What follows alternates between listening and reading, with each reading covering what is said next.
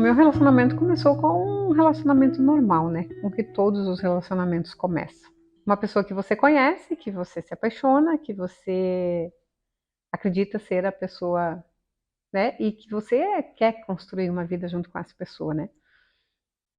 Eu tinha, na época, 19 anos, 18 para 19, quando a gente começou a namorar.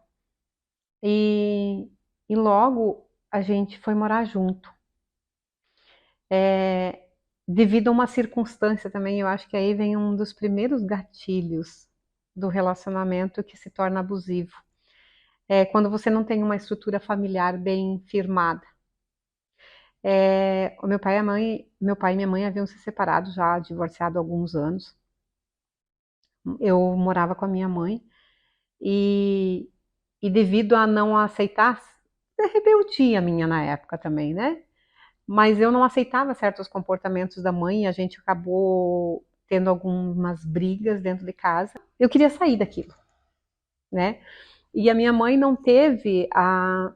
Tadinha, né? Era tudo que ela podia me oferecer, mas ela não teve a serenidade de sentar comigo e dizer: esse não é o melhor caminho, né? Não é por causa disso que tu vai sair de casa, a gente briga, mas você vai ficar aqui, porque tu é minha filha, não tá na hora de você ir. Talvez se ela tivesse me pegado pela mão, eu não teria feito. Talvez teria feito também, né? Porque quando a gente está na adolescência, na juventude, a gente acha que sabe tudo da vida e que com você sempre vai ser diferente. Bom, a gente logo foi morar junto. E eu me lembro assim que os primeiros sinais começaram a aparecer já logo no início. Mas eu, por não ter como voltar para a casa da mãe, então eu pensava, isso vai passar. Os primeiros sinais foram palavrões. E eu fui criada que o meu pai e minha mãe nunca falavam palavrão. Jamais meu pai e minha mãe iam dizer um nome pejorativo para nem nunca ouvi meu pai falar algo parecido para minha mãe. Então eram nomes assim de baixo calão que me assustavam, me assustaram. E eu pensei, talvez isso seja só no início, por causa da insegurança de relacionamento. E depois já veio e me pediu desculpa, que aquilo nunca mais ia acontecer, que foi num momento que estava com um impulso de raiva. E aí você pensa, não, vai ficar tudo bem, isso não vai mais acontecer. Mas passado alguns meses, voltou a acontecer de novo. E aí, de novo, o pedido de desculpa. Eu nunca mais vou fazer isso com você, porque eu te amo, porque você é o amor da minha vida. E eu não sei onde é que eu estava com a cabeça quando eu fui falar isso para ti.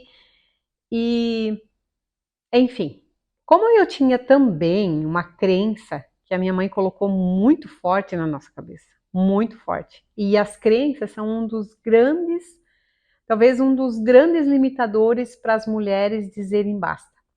A minha mãe colocou uma crença muito forte na nossa cabeça que ela dizia assim, ruim com ele, pior sem ele. E isso era muito latente na minha cabeça. Ruim com ele, pior sem ele. Eu não tinha profissão. Eu fui criada para ser dona de casa. Eu ia ser o quê? Eu ia ser mãe dos filhos dele, eu ia cuidar da casa. Essa era a minha vida.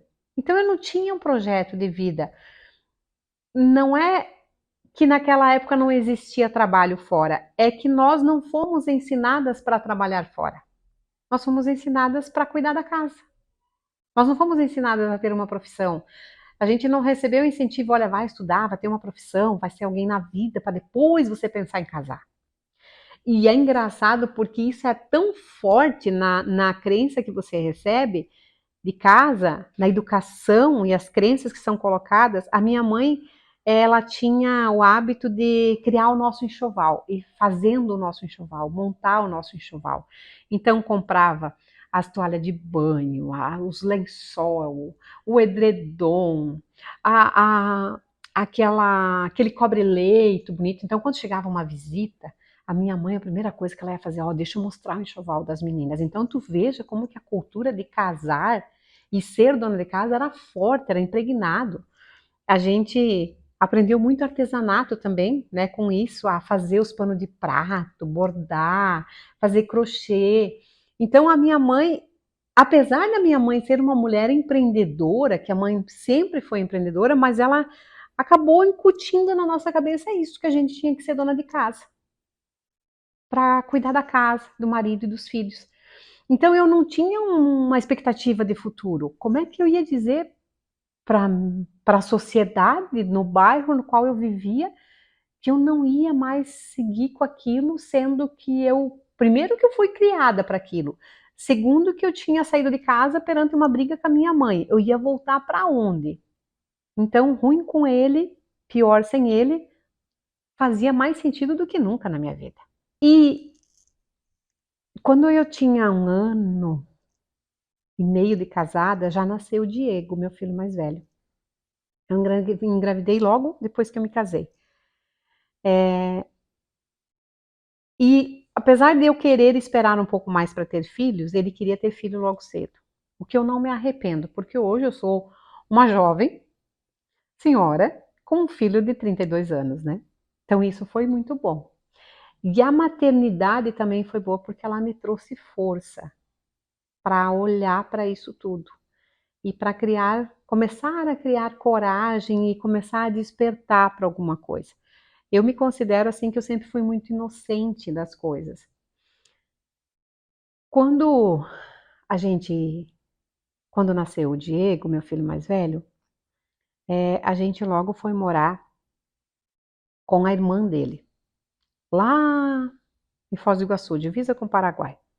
A gente morava numa cidade a 300 quilômetros dali, chamada Francisco Beltrão, e a gente foi então para Foz do Iguaçu trabalhar com essa minha cunhada. E ali eu comecei a aprender a importância de ter um trabalho. E ela foi a minha grande salvadora.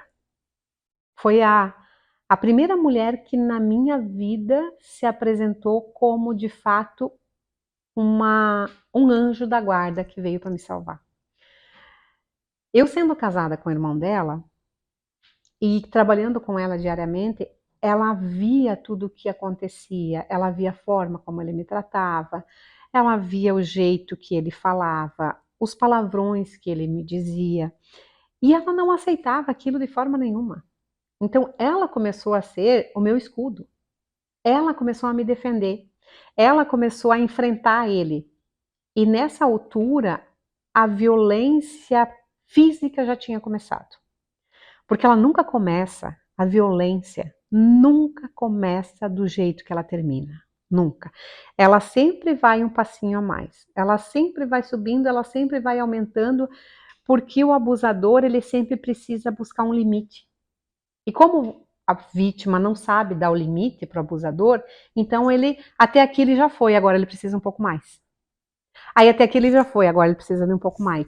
E isso começou com um empurrão, um safanão, sabe? Pegar a pessoa e sacudir. Às vezes um chute na canela. Às vezes de noite dormindo, um chute aqui no lado. Eu tinha muito esse lado roxo aqui, dos coices que eu levava de noite. Quando chegou no extremo da violência, assim, era muito comum eu acordar no chão já. Porque ele me empurrava com os 2 pés no chão, me jogava no chão. Ele acordava de noite tendo pesadelos e queria me bater e queria explicações dos sonhos que ele teve. Então, assim, a pessoa realmente vai para o extremo da paranoia. Mas essa minha cunhada, ela começou a dizer coisas para mim que começaram a me fazer enxergar certas coisas. Ela dizia assim para mim: até quando? Até quando você vai aguentar isso? Você vai esperar ele matar você primeiro? Enquanto era só você, mas agora você tem um bebê. Você é responsável pela vida dele, você é responsável pela segurança dele. E, e eu comecei a perceber que aquilo fazia sentido. Eu digo assim, hoje olhando parece que eu era meio amortecida, sabe? Sabe quando uma pessoa parece que é meio fora. Eu não analisava, eu não processava aquilo, eu não questionava aquilo, eu simplesmente aceitava. E o grande problema do abusador é isso, é que ele vai tomando conta da situação de todas as formas, que ele vai te afastando da família, amigos então nem se fala, te afasta da própria sociedade, e ele consegue te isolar, realmente como uma presa, ele te isola. Ele só não conseguiu me isolar 100% porque ela era irmã dele. Mas quando ela começou a dizer para mim assim, ei, vamos arrumar uma profissão? Vamos acordar para a vida, porque daqui a pouco ele vai te matar? Ou tu acha que tu vai aguentar a vida inteira viver isso daqui? E eu falava, mas que profissão? Eu não fui criada para ter uma profissão. Então ela dizia assim para mim, sei lá, vamos arrumar o que tu gostaria de fazer? Não sei. Ela disse, então, tá bom, vamos fazer um curso de cabeleireira então. Eu falei, mas cabeleireira, eu lá cortar cabelo, eu lá sei cortar cabelo, mulher. E ela disse para mim, vamos fazer o curso, vamos aprender, eu monto um salão aqui, tu vai trabalhar. Ela tinha uma loja de alimento, e aí ela morava num galpão enorme, gigante, e a gente morava nos fundos. Ela falou, tem espaço lá nos fundos, eu abro o salão lá nos fundos e você trabalha dentro de casa, ele não vai te encher o saco, e você vai ter o teu dinheirinho. Eu falei, mas cabelo acho que não. Ela falou, tá, o que tu quer fazer então? Eu falei, talvez massagem. Eu acho que massagem, eu sempre gostei da parte da anatomia do corpo humano, uma coisa que eu sempre gostei quando eu estudava biologia. Então eu falei, talvez isso me interesse. Pois vamos fazer um curso de massagem. Ela foi lá e me inscreveu e foi contar para ele que eu ia fazer o curso de massagem. E ele falou, mas mulher minha, nem pensar. Ela falou, não tem problema. O teu problema é que ela vai sozinha? Não tem problema, eu vou com ela. Pois ela foi lá. Ela se inscreveu no curso de massagem também. Fez o curso de massagem no Senac. Nós fizemos 1 ano e meio de curso, eu e ela. E ela me levava e me trazia todos os dias. A gente fazia o curso de segunda a sexta. Eu lembro que só da parte teórica a gente fez 6 meses de curso, para depois começar a ir para a prática. Então, realmente foi um curso bem aprofundado. E ela disse para mim, quando terminar o curso de massagem, nós vamos fazer um de cabeleireira. Eu vim fazer o curso que tu queria, agora tu vai fazer o que eu quero. Falei, tá bom, vamos lá. E, e assim fomos fazer o curso de cabeleireira e ela montou o salão e me deu o salão montado para mim trabalhar. E ela dizia, tudo que tu ganhar é teu. Só o dia que tu for embora, tu me deixa tudo que é meu, os equipamentos, e tu mantém o salão abastecido de produtos. Ela montou, ela abasteceu de produto, tudo e me deu para mim trabalhar. Se isso não é anjo, então o que é um anjo? E eu comecei a trabalhar no salão com muito tímida, porque eu tinha muito medo, mas assim, de tanto medo que eu tinha, eu fazia tão bem feito o trabalho, e comecei a ter um monte de clientes. Nesse prazo, estava quase acabando, nesse tempo estava quase acabando o prazo que ele tinha dito que com 5 anos que nós estivéssemos lá, nós retornaríamos para nossa cidade natal. Então o prazo estava quase acabando. E de fato, quando encerrou os 5 anos, ele falou, agora está na hora da gente ir embora. Todo psicopata, ele é muito pragmático. Então, eu sempre tenho medo do psicopata. É um motivo a mais para mim que eu tinha medo, porque assim, tudo que ele falava que ele ia fazer, ele fazia. E isso me dava medo. Quando chegou os 5 anos, não importasse se estivesse ganhando bem ou não, ele falou, a gente vai embora, a gente vai embora. E aí voltamos para nossa cidade. E eu saí do convívio dela. Nessa altura, o Diego já estava com 4 para 5 anos. Então, já era uma idade que eu me preocupava mais ainda, 5 para 6, aliás. Eu me preocupava mais ainda com ele porque ele já começava a ver muita coisa. Ele já começava a entender muita coisa. E a violência física tinha chegado num patamar tão forte, tão alto assim, que ele dormia com o revólver debaixo do travesseiro, dizia que eu não ia amanhecer acordada, as violências no meu corpo no outro dia apareciam. Eu tentava sair de dentro do quarto para ele não escutar, para o bebê não escutar, mas inevitavelmente ele escutava. E no outro dia ela chegava e olhava para mim e me perguntava: o que aconteceu ontem aqui? Porque ela via a casa, a gente morava dentro de 2 cômodos, mas ela via as coisas bagunçadas. E aí eu não falava, eu só chorava. E chegou numa altura que eu começava a arrumar tudo antes dela chegar, para ela não ver o que tinha acontecido, de medo de represália, porque daí ela ia na garganta dele. Ela realmente ia na garganta, ela esgoelava ele assim e falava: o que que se fez com ela? O que que se fez com ela? Chamava ele de nome e dava dos dois lados da cara. Ela dava com a costa da mão, assim, ela dava de um lado e dava do outro, sabe? Era a irmã mais velha dele e ela chegava a dizer para ele: por que que eu não te matei quando tu era pequeno? Eu devia ter colocado veneno na tua mamadeira. Porque era uma família gigante de 14 irmãos, perdão, de 11 irmãos, e aí os mais velhos criavam os mais novos, e ela era a mais velha, criou os pequenos. E ela dizia assim para ele: por que que eu não acabei com a tua vida quando era pequena? Se eu soubesse que tu ia crescer para fazer tanto mal assim para uma mulher. E de tanto fazer isso com ele, à noite, depois que ela ia embora, ele vinha me bater porque ela tinha batido nele. Porque ela tinha dado na cara dele. Então chegou uma hora que eu comecei a esconder dela. Pra tu ver o nível psicológico que você fica. E aí eu não contava as coisas pra ela, mas o bebê contava. Porque ele tinha visto. Ou então ela perguntava. E aí ele falava. O pai brigou com a mãe, o pai falou nome, palavrão pra mãe. E isso tudo foi. Quando eu saí de lá, eu pensei: e agora? Eu não tenho mais ela para me proteger. Mas ao mesmo tempo, eu estava voltando para perto da minha família, que era da cidade natal. E quando eu voltei de lá, eu fui descobrir 4 meses depois que eu estava grávida. E essa segunda gravidez me provocou um desespero ainda maior. Porque eu pensava: meu Deus, e agora com 2? Agora mesmo que eu vou ter que seguir aqui.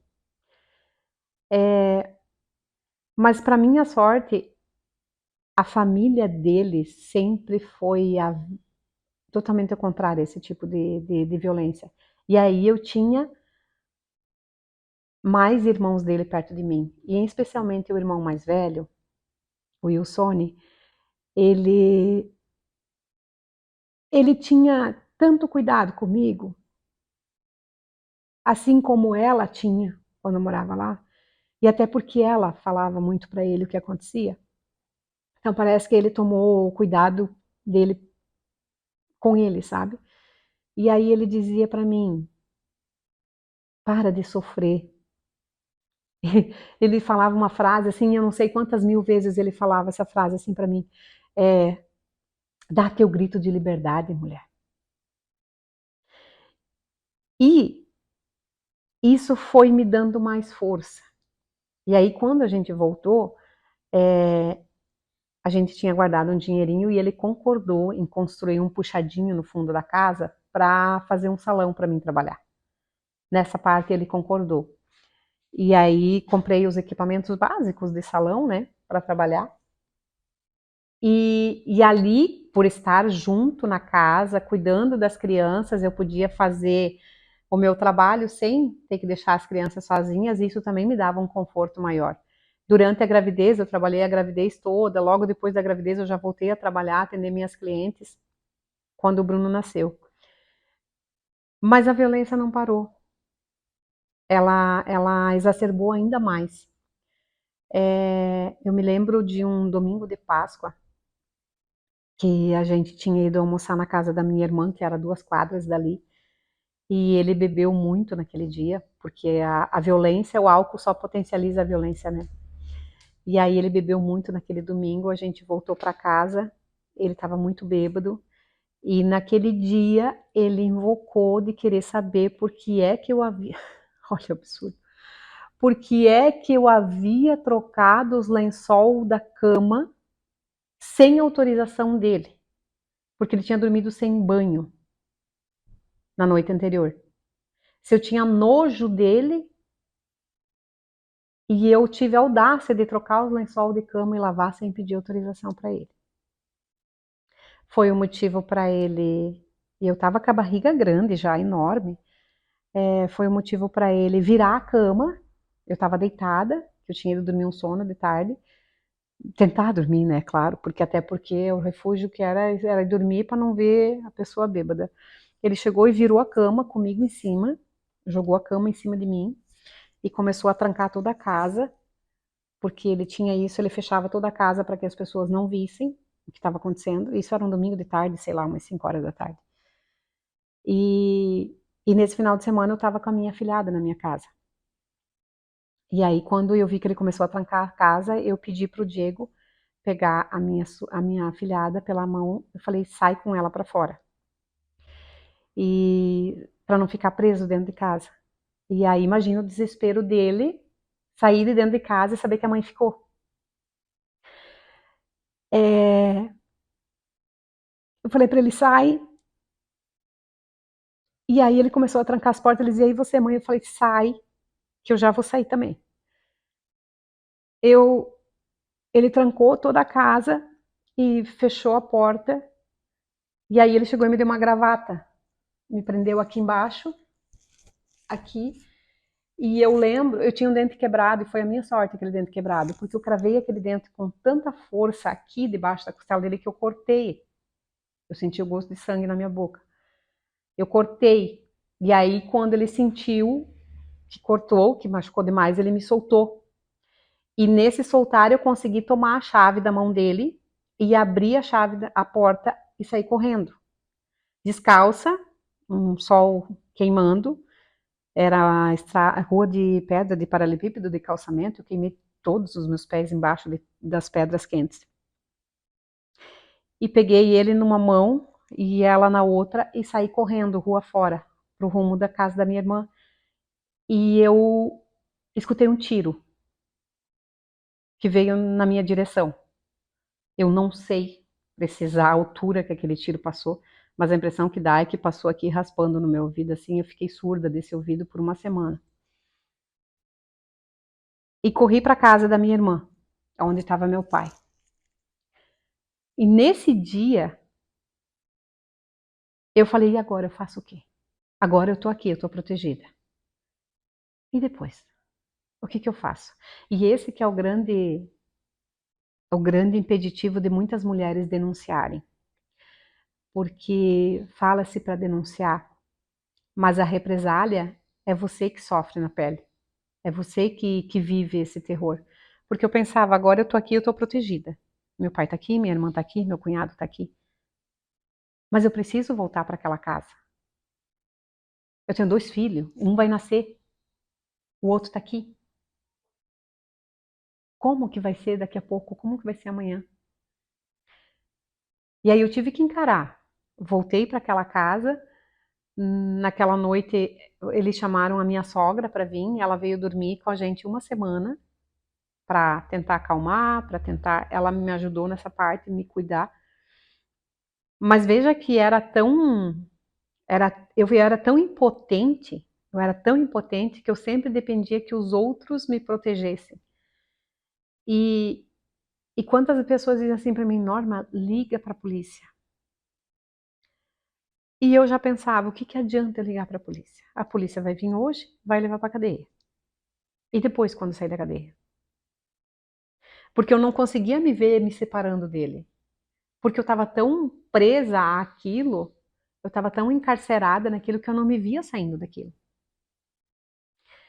E aí o tempo foi passando, o tempo foi passando, e eu conversando com uma amiga, conversando com outra amiga, e eu falo o quanto é importante nós mulheres termos mulheres do nosso lado, que nos ajudam, que nos aconselham.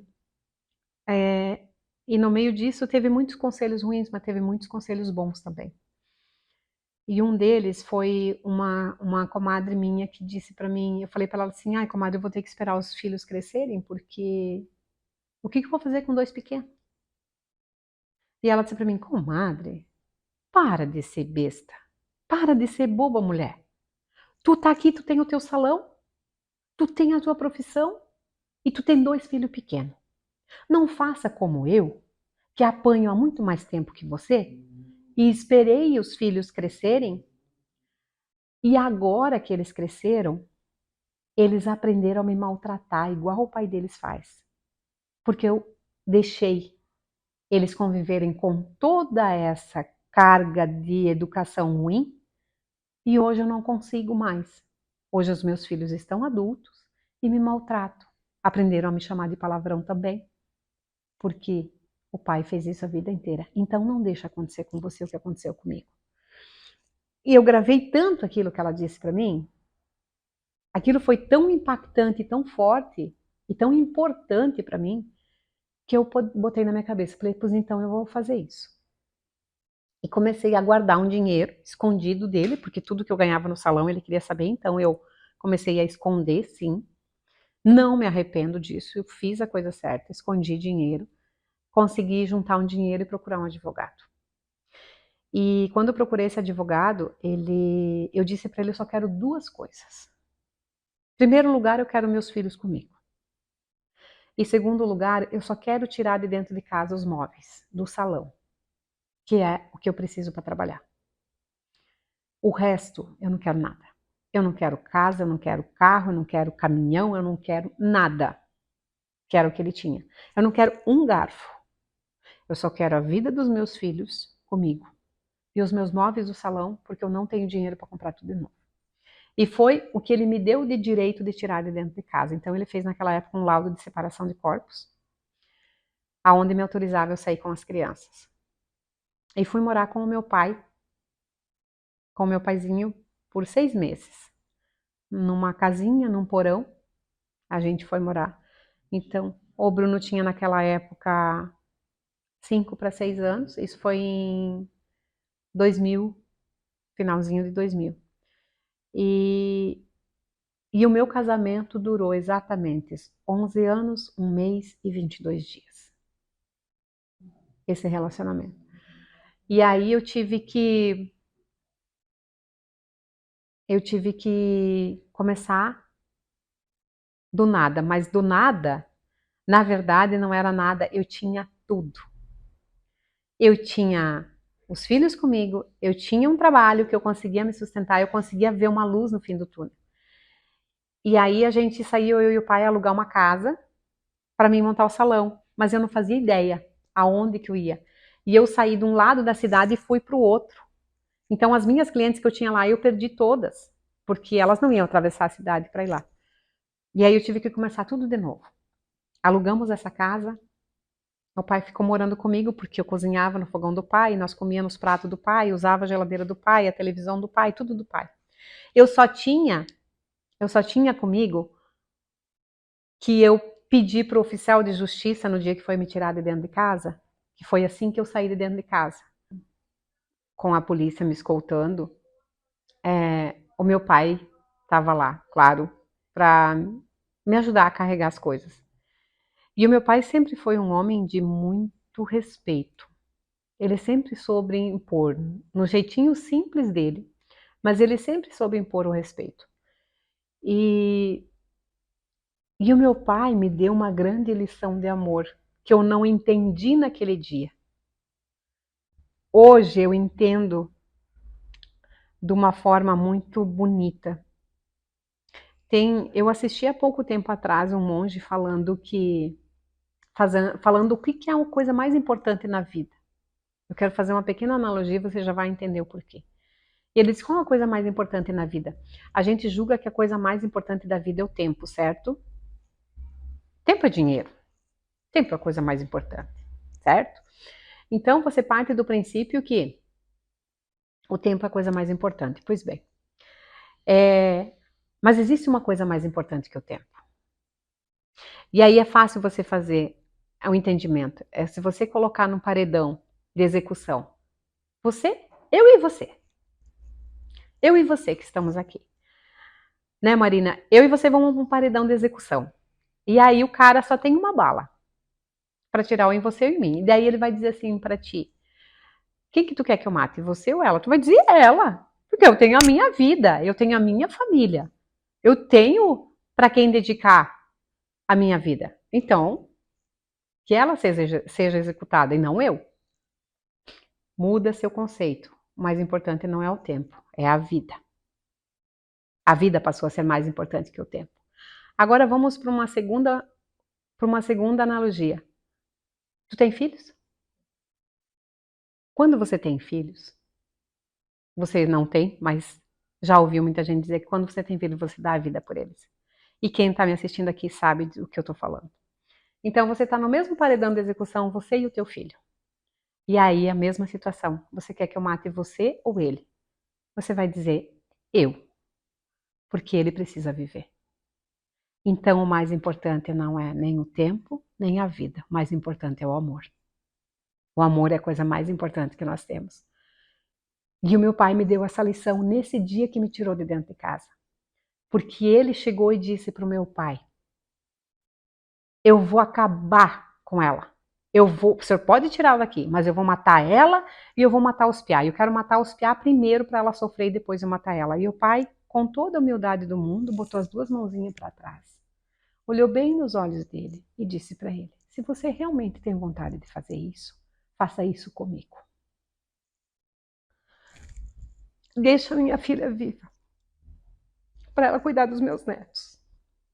Então, se você tem tanta vontade de matar, mata a mim.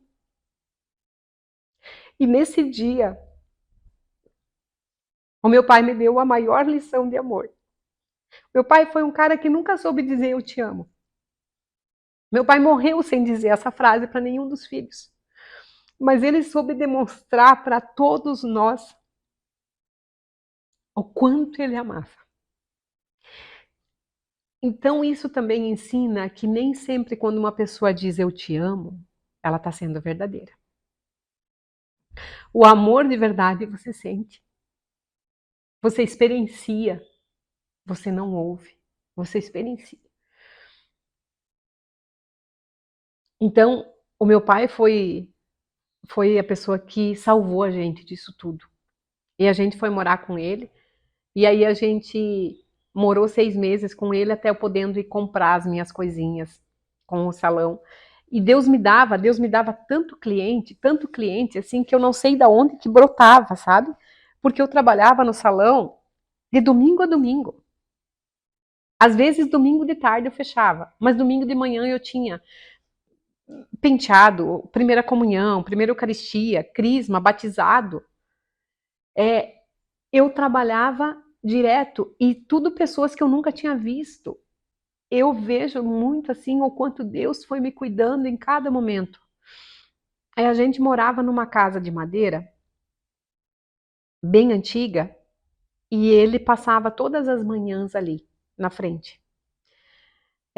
Então um dia ele deixava, de madrugada ele passava. Então um dia ele deixava flores, outro dia ele deixava um galão de gasolina, porque ele dizia que ia estar fogo naquela casa e matar nós tudo queimado. Então eu dormia com o olho aberto, outro fechado sempre. E aquela casa era uma casa que não tinha muro, não tinha portão, ela era aberta, todo mundo tinha acesso. Um dia ele deixava bolo para os meninos, tinha um doce que os meninos adoravam muito, um bolo chamado Toicinho do Céu, e ele fazia muito bem esse bolo, e ele trazia para os meninos. Os meus filhos nunca comeram daquele bolo, nem nunca souberam que ele trouxe. Eu sempre joguei no lixo, porque eu tinha medo que tivesse veneno dentro. Então, mas ele, como sempre pragmático, ele disse que por 1 ano ele ia insistir. E que por 1 ano ele ia pedir para Deus para me devolver para ele. E que se em 1 ano Deus não me devolvesse para ele me mataria. Então, durante esse 1 ano, ele realmente orou muito. E eu pedia para Deus que Deus transformasse essas orações dele em favor dele mesmo. E Deus fez isso. Quando deu 1 ano, era 9h30 da noite, ele apareceu lá em casa. E eu, como sabia que ele viria, chamei um casal de amigos que veio ficar comigo naquela noite. Ficaram lá em casa, dormiram lá em casa, porque o pai já não morava mais comigo. E esse casal de amigos ficou ali, que era amigo dele também, da igreja. Então esse casal de amigos ficou ali. Então ele não se sentiu com coragem de fazer nada. Porque eles estavam ali, estava esperando eles irem embora para vir me falar alguma coisa. E os meninos estavam brincando na rua, brincaram até tarde. Quando deu meia-noite, exatamente meia-noite, ele foi embora. E nunca mais me incomodou. Nunca mais. Tratativas de tentar cobrar pensão, tentei cobrar pensão várias vezes, mas não pagava.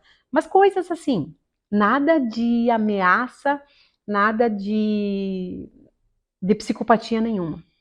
E eu segui a minha vida trabalhando. Segui a minha vida, primeiro cuidando dos filhos, mas também esperando que ele encontrasse uma pessoa, porque eu também tinha direito de ser feliz. E, e aí foi aonde eu conheci, depois que ele conheceu uma mulher, ele já tinha casado. Aí eu conheci uma pessoa. E eu conheci um homem totalmente diferente. E aí eu descobri que essas frases que falam, né, que homem é tudo igual, não é. As mulheres também não são todas iguais. Os seres humanos não são iguais. E aí eu descobri um homem cavalheiro, um homem romântico, um homem protetor, um homem que cuidava de mim e dos meninos como se fossem dele. E a gente viveu uma relação totalmente diferente. Então, claro, depois acabou por outros motivos, que daí já eram motivos meus e dele, mas nunca por briga, por violência, por ameaça, nunca, nunca, nunca, nunca, nada parecido com isso. E é engraçado uma coisa que eu vou falar, como a gente traz conosco essas crenças, e quando a gente vive um relacionamento abusivo, parece que você... É ridículo o que eu vou dizer, mas parece que você sente falta daquele comportamento. Ou então você fica sempre olhando e pensando, não, mas é normal ser daquele jeito, daqui a pouco vai acontecer alguma coisa. Daqui a pouco. Parece que você fica sempre esperando que o pior vai acontecer. É um trauma. Você fica querendo, esperando que aquilo aconteça para daí você dizer, ah, não, eu já estou acostumada a conviver com isso, eu já estou acostumada com essa vida de inferno. E de lá, a gente viveu junto por 5 anos, de lá a gente veio junto para Joinville, e aqui a gente começou uma nova história, né? Aí eu parei de trabalhar com o salão, vim para cá, comecei a trabalhar de representante comercial, e, e a gente se separou, mas a gente seguiu amigos até hoje, a gente conversa muito, a gente é muito amigo, assim, porque ficou uma coisa muito bonita, e ele foi sábio o suficiente para entender a minha fragilidade, a minha dor, e ele ficou tão apavorado com aquilo tudo, porque ele também nunca tinha visto tamanha violência.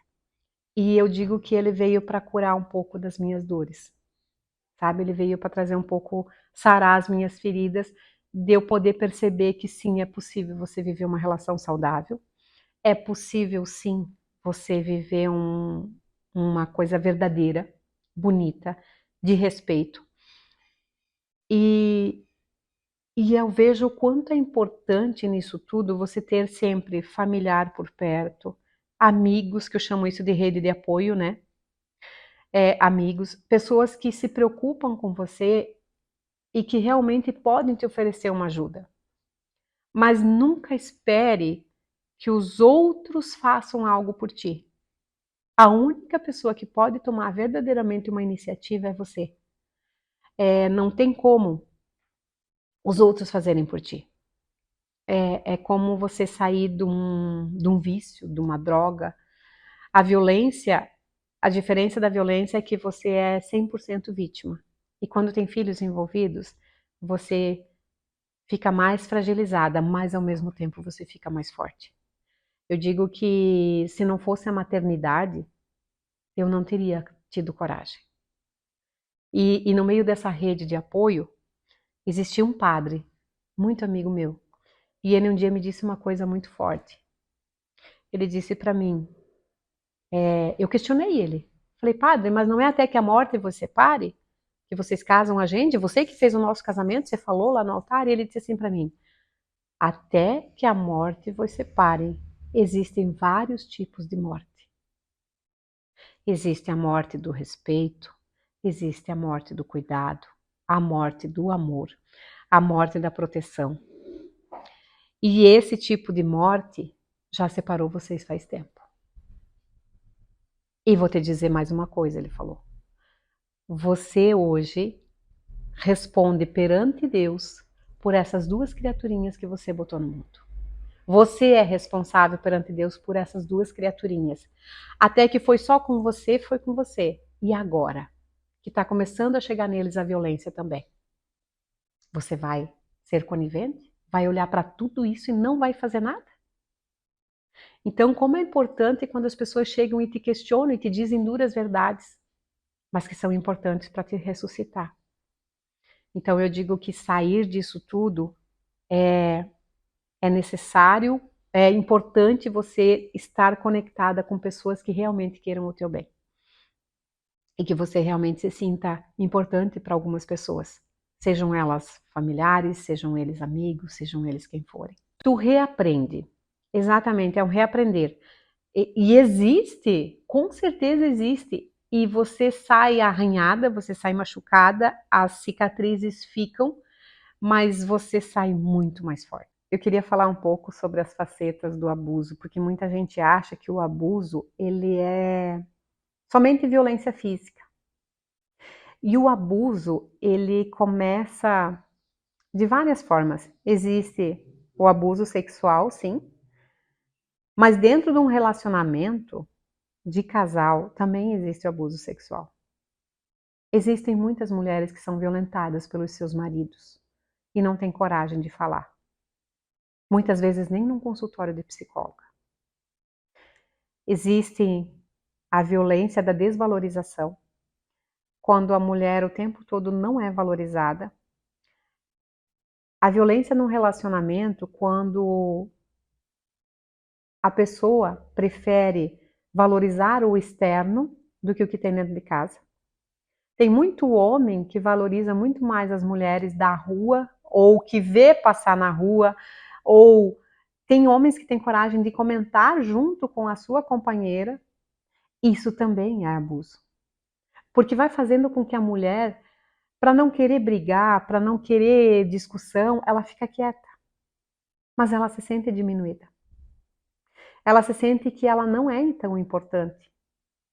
Então, se eu pudesse dar um conselho para os homens, pode olhar e achar bonito, é normal, mas fica para ti. Não faz esse comentário esdrúxulo, porque tu vai diminuir a tua parceira. Tu vai fazer com que a tua parceira se sinta inferior, e isso também é abuso. Porque se do contrário fosse, você também não ia gostar. Você também ia se sentir diminuído como homem. E por que o homem pode diminuir a mulher e a mulher não pode diminuir o homem? Então isso também é abuso. O abuso, ele também acontece no trato da casa, quando só a mulher tem que fazer. Quando a mulher trabalha fora e tem a dupla jornada e o homem em casa não percebe que ele tem o mesmo nível de obrigação que ela. Então eu digo que o abuso, ele acontece de inúmeras formas. E é preciso a gente prestar atenção nisso. Às vezes a mulher, lá fora ela é tão competente, ela é tão esplendorosa no que ela faz, ela é tão capacitada, desempenha um alto cargo, uma alta função, ou então, mesmo que ela seja faxineira e doméstica, mas ela é reconhecida no seu trabalho, ela é reconhecida por pessoas que trabalham com ela, e dentro de casa não. Isso é abuso. Então é necessário que as pessoas entendam que o abuso, ele começa de várias formas. E que isso tudo só vai aumentando quando a gente não se posiciona. Quando a gente não fala que faz mal. Quando a gente, por achar que foi um comentário irrelevante, não vou dar bola para isso, dentro da gente aquilo fica. E isso vai acabando com a tua autoestima, vai fazendo você se sentir menosprezada, vai sentindo você se sentir de uma forma que tu começa a olhar, mas por que lá na empresa ou no meu trabalho eles reconhecem o meu valor e aqui dentro de casa eu não sou reconhecida. Então, o abuso, ele envolve várias facetas. É muito importante isso. E também, algo muito interessante que a gente precisa saber que quando a gente vê uma pessoa passando por abuso, que a gente conhece alguém da família, que a gente conhece uma amiga, que a gente conhece alguém que passa por isso, existe aquela máxima que diz que em briga de marido e mulher não se mete a colher. Mas veja o que teria sido de mim se a minha cunhada não tivesse metido a colher. O que seria de mim se as pessoas que me deram conselho não tivessem metido a colher? O irmão dele mais velho não tivesse metido a colher? Então, é claro que para tudo tem que ser com cuidado e com jeito, e a gente não pode ser invasivo para fazer a pessoa se sentir forçada. Mas a gente pode sim chegar perto dessa pessoa e oferecer ajuda. A gente deve oferecer ajuda. E sem julgamento. Eu digo que a gente nunca deve julgar uma mulher que passa por uma violência. Porque só ela sabe o que ela vive. Só ela sabe a dor que carrega. E eu tenho tanta indignação quando eu escuto aquela frase: tá junto porque gosta de apanhar. Eu já ouvi muito isso. E é muito doloroso você ouvir isso e saber exatamente como você está se sentindo destruída e você ouvir que você está ali porque você gosta de apanhar. Então, quando eu falo não julgue uma mulher que passa por um relacionamento abusivo, você não sabe o que ela vive. Você não sabe o que ela está sentindo. Ao contrário, se aproxime dessa pessoa.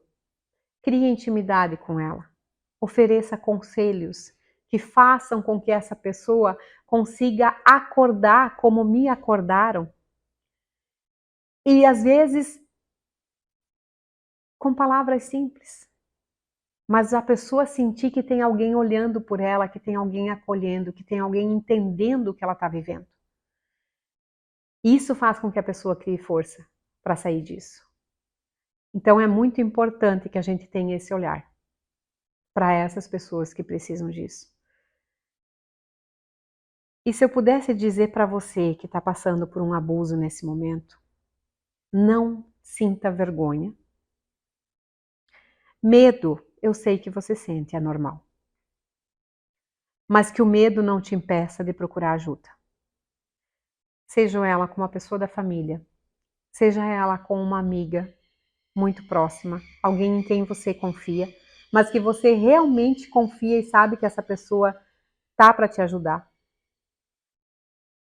Busque ajuda. A terapia deixa para fazer depois que você sair desse relacionamento, porque tem gente que acha que é só na terapia que vai resolver. Eu precisei de terapia, fiz muita terapia e adoro terapia. Mas se eu dependesse de terapia, eu não teria saído de lá, porque eu não tinha dinheiro para pagar terapia. E um bom amigo, às vezes, vale mais do que uma hora de consultório. Os amigos, eles servem para nos mostrar o valor que a gente tem nessa vida. Então, não deixe de buscar ajuda, seja ela qual for. Se você tem coragem de denunciar, denuncie. Se você não tem coragem, busque aconselhamento com pessoas próximas de como que você vai fazer para denunciar, como que você vai sair disso. Mas não pense que é normal estar num relacionamento abusivo, porque não é normal. Não é normal. E você não nasceu para isso. Os teus pais não te colocaram no mundo para isso. Você tem o teu valor. Você tem a tua capacidade. Você é a imagem e semelhança de Deus. Você está nesse mundo para realizar sonhos. Você está nesse mundo para viver experiências incríveis de felicidade, de realização financeira, de realização profissional, de realização pessoal. Você veio no mundo para isso. Você não veio para ter um algoz para te sufocar. E na verdade, o nosso algoz ele não consegue conviver com o nosso brilho. Por isso que ele tem a necessidade de nos sufocar. Então você nasceu para brilhar e você nasceu para exercer o melhor dessa terra, porque foi a promessa que Deus fez. Você veio para viver o melhor dessa terra. Não pense que é normal. Não é normal. E tem vida fora disso. Muita vida. Muita vida. É necessário você ter uma convicção própria. Em primeiro lugar. Sabe o dane-se o que vão pensar? Quem está vivendo o sofrimento sou eu. E na hora da violência, eles não estão aqui, na minha pele, para viver o que eu vivo. Então, dane-se a sociedade. Dane-se, vai quebrar princípios, mas os princípios divinos você não vai quebrar. Você vai quebrar crenças que a família, que a herança te trouxe. Essas você vai quebrar. Mas princípios divinos você não vai quebrar. Quando você entende que você veio nessa vida para ser livre, porque Jesus pagou todos os nossos pecados na cruz e pagou pela nossa liberdade, quando você entende que você veio nessa vida para você ser livre, e livre de verdade, os outros que fiquem com seus conceitos. Os outros que pensem o que quiserem. Então é importante você ter, sim, um trabalho. É importante que você, não importa o que você vai fazer. Não importa o que você vai fazer. Tenha o seu trabalho, tenha o seu sustento. Lute pelo seu trabalho e pela sua independência. E fora isso, dane-se. Eu estou saindo da prisão, eu estou saindo do meu cárcere. Então a sociedade é um problema deles. Tenha tuas convicções. Tenha a tua crença em Deus. Deus te colocou nesse mundo para ser livre. Ponto. Ponto. Não é comunidade, não é sociedade, ninguém vai pagar tuas contas. Respeito a gente deve a todos. Mas satisfação dos meus passos eu só devo a mim mesma. Só a mim mesma. Eu devo respeito a toda a família, a todas as crenças, a todos os dogmas, religiões, o que quiserem. Beleza, eu devo respeito. Mas eu sou eu. Eles são eles. E eu escolho a vida. Eu escolho a vida. E eu vou lutar por ela. Eu tenho a liberdade de lutar pela minha vida. É isso. Bom, e o que eu quero falar para vocês no papel de filho que vivenciou e teve essa experiência ruim durante a infância. Eu lembro muito bem que eu vivi isso dos meus, principalmente muito marcante, dos meus 5 aos meus 10 anos de idade. Me lembro nitidamente daquele caso onde a Norma acabou relatando, minha mãe acabou relatando, de um domingo de Páscoa onde a gente corria em cima da calçada quente. Sim, eu corri naquela calçada quente também. Eu me lembro de eu me esconder embaixo da cama, tremer de medo e sem saber, de forma, não tinha autonomia nenhuma, uma criança de 7, 8 anos talvez eu teria pela época, de você não ter ação nenhuma, você não sabe o que vai acontecer e se tá tudo bem ou não tá tudo bem. Você no papel de mãe, aí do outro lado, pensa que isso vai gerar muito impacto e vai gerar muito trauma na cabeça dos teus filhos, e a gente não sabe o que isso pode acontecer depois de ele se tornar adulto, né? Também me recordo muito bem de uma madrugada, eu normalmente acabava, nos dias, estava com medo de dormir sozinho e tal, acabava colocando um edredom muito grosso do lado da cama, e eu me recordo muito de uma madrugada onde eu me acordei com vontade de ir no banheiro, e estava rolando uma discussão no quarto, na cama, e saiu nomes de tudo quanto era maneira, e eu fiquei deitado por, sei lá, 5, 10 minutos, escutando aquela discussão. Acabei me mexendo, fui pro banheiro, retornei, passou os 5 minutos e as discussões voltaram. Então, esses traumas realmente ficam não são nada agradáveis. Hoje eu, no meu papel de pai, né, tenho 2 pequenos, hoje um com 4 e outro com 2 anos, eu tento ser completamente o oposto do que eu vivi na minha infância, para que isso não se expanda, para que isso não volte a ocorrer novamente, porque só quem viveu sabe o trauma que você carrega posteriormente na vida adulta, durante a adolescência e tudo mais. Algo até muito interessante, eu não sei se eu já cheguei a compartilhar contigo ou não, mas de vez em quando eu acabo conversando com meu pai, há uns 3 anos atrás, talvez 2 anos atrás, ele acabou falando que o motivo dele ter largado a vida do álcool, e de fato, depois de um tempo, ele largou a vida do álcool e nunca mais consumiu, foi um ato que, numa determinada manhã, ele estava dormindo, acordou na área de casa após a embriaguez, já estava passado a questão da bebedeira, e eu estava dormindo junto, deitado no braço dele. Então, os dois deitados na área, ele se acordando e eu já tinha saído da cama e encontrei ele deitado na área. E ele diz que eu falei para ele, paizinho, não faz mais isso. Isso é muito ruim, isso é muito feio, não é legal. E aquilo foi o que tocou a consciência dele e realmente fez ele cortar. Ele viu o quanto isso estava sendo prejudicial para ele. E acabou estragando, infelizmente, a família como um todo, né? Então, sejam cautelosos, mas não deixem isso criar essa bolha, essa bola de neve aumentar, ficar grande, e tomem uma ação o quanto antes, porque é muito importante para o bem da saúde mental e física de todos envolvidos da família. Isso é muito importante mesmo. E a gente sabe hoje, né, filho, o quanto para nós foi difícil superar cada obstáculo, mas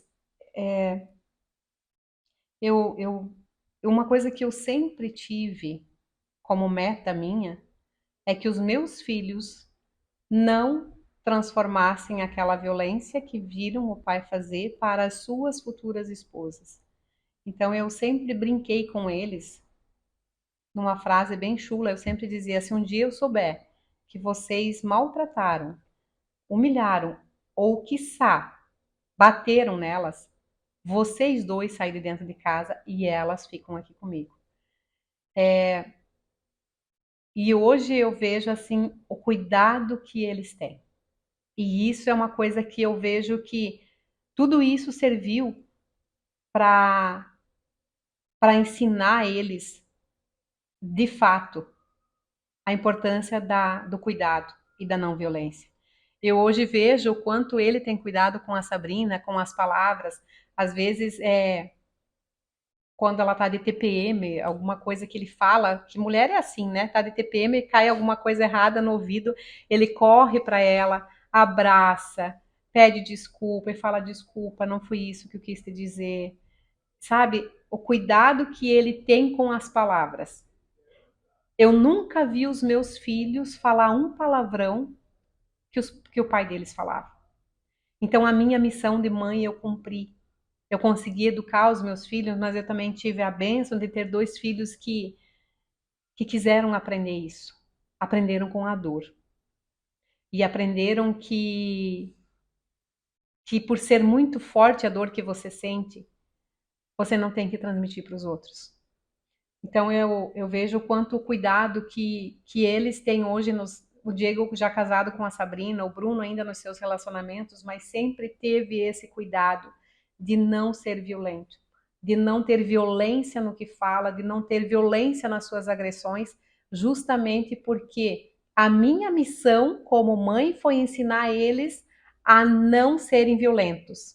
E a missão deles como maridos e pais é serem maridos diferentes do que foi o pai deles e pai diferente do que foi o pai deles. Então, com tudo isso, a gente conseguiu construir uma história bonita, né?